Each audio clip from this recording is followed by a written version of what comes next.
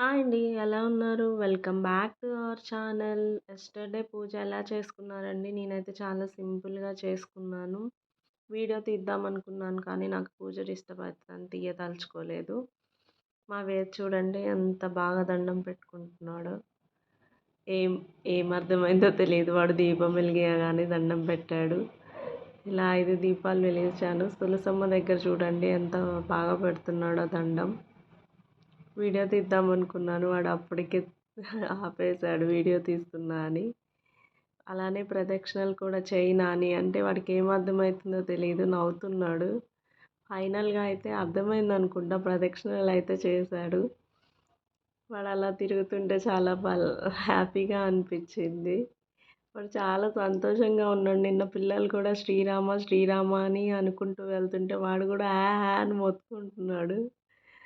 ఫైనల్‌గా వేద్ అయితే యస్టర్‌డే చాలా హ్యాపీగా కనిపించాడు.